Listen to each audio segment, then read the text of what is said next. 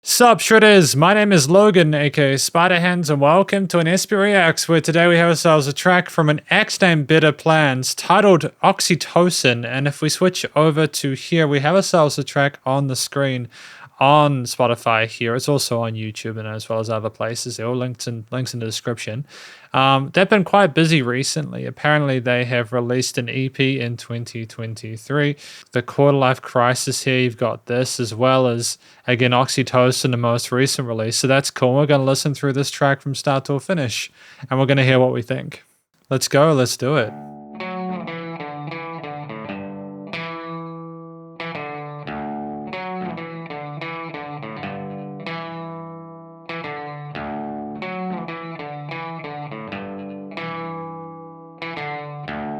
It's like a very somber, yet impactful guitar line.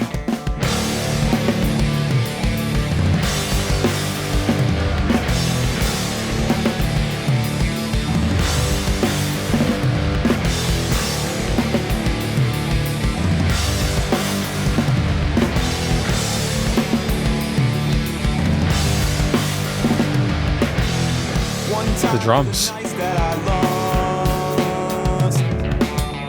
One time for the life that I want.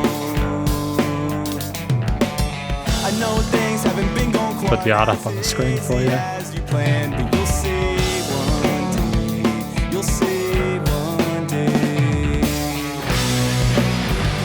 Yeah, I wanted you, but now I'm saying fuck you. Yeah, I thought it through, now I just can't get up, dude. Haven't seen what you're up to. Great vocal fry there, man.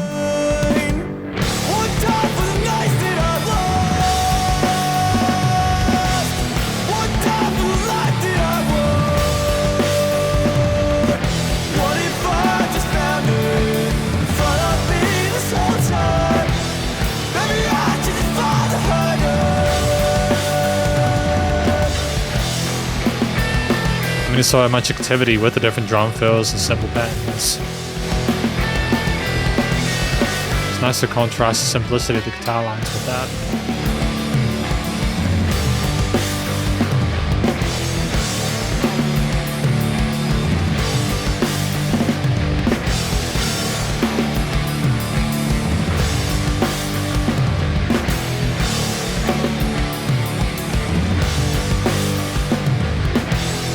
Cause I know that it's gonna end soon. Happy I still got a little time to changing my mindset on it. So much to say, but no way to explain it. Got the wrong beat in my head, I can't erase it. Living my life for now. Yeah, I wanted you, but now I'm saying fuck you. Yeah, I thought it through, now I suck it up, dude. Haven't seen what you've done, and that's alright.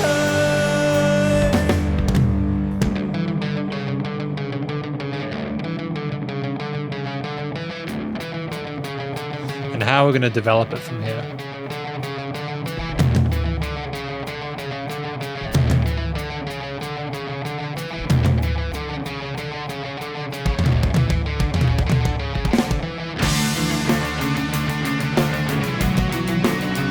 And the 16ths do with the open hi-hats.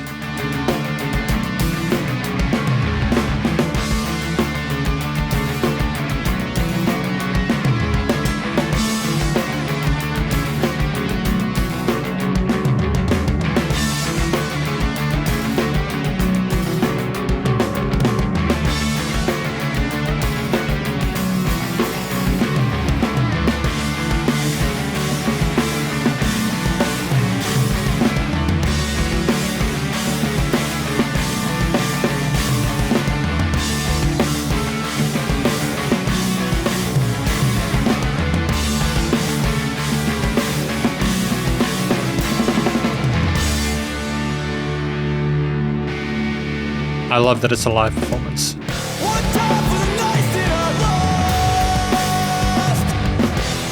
One time for the life that I want. What if I just found it?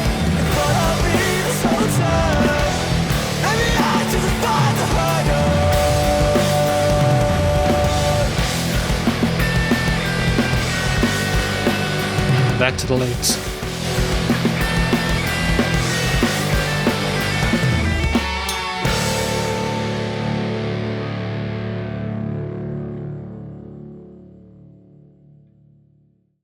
Okay, so that was a track from Better Plans titled Oxytocin, and we're going to talk about it more in the conclusion.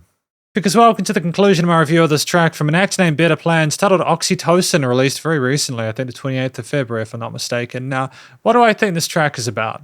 I think it's about someone who is looking at the relationship they used to have with another. They say, like, fuck you. Like, they're clearly... They're really frustrated with how things have worked out. They lost all these nights thinking about them, sort of looking into themselves, or the stress, or the sort of anguish and everything like that. You can tell from the vocal performance that they've been in an incredible amount of pain because of it. It's been really hitting them hard, man. Just the way that oxytocin affects you, and you get all kind of like warm and fuzzy and stuff like that, and suddenly just dropped like a neutron bomb. It's just crazy, man. So I think that in general, the way that we've done things in regard to the story is intriguing. It'll be a relatable track for a lot of people. And it's almost like we're trying to sort of communicate that we're trying to move on there. We're trying to get things back there, but we're just kind of admitting that we've kind of gone through hell with this. One of the things I appreciate about this is the vocal performance. Now, I didn't get all the words through clearly, but the ones I did get through clearly, like, we really sold those. It was an incredibly authentic performance. You could really feel the kind of pain and tension and the anguish and the frustration, the aggression in that. Those vocal fry parts sounded so gritty and grainy, and they suited the genre well, but they also suited the story that was being told. I think it was really cool that we harmonized really neatly with our melodies on top of the existing chord progressions, the different arpeggiated components there and the lead lines there, but we also allowed the guitar parts to have their own things as well. And I just think we kind of sold it. We knew when to be there, when to sort of stand on, sort of say our piece, but we knew when to step away.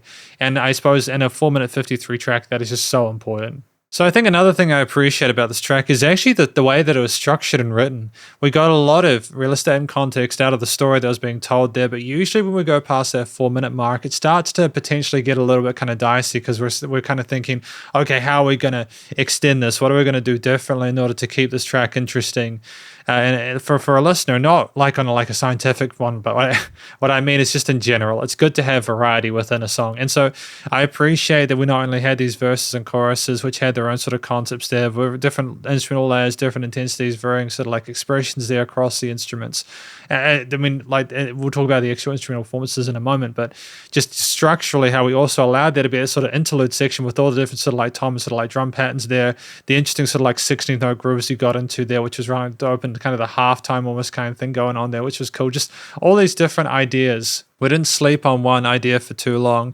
We were kind of quick to move, not quick necessarily, but we were adept at moving on when it was just that time we'd kind of gotten enough of an idea, and it never felt dull. There was no filler within this piece. It was really good.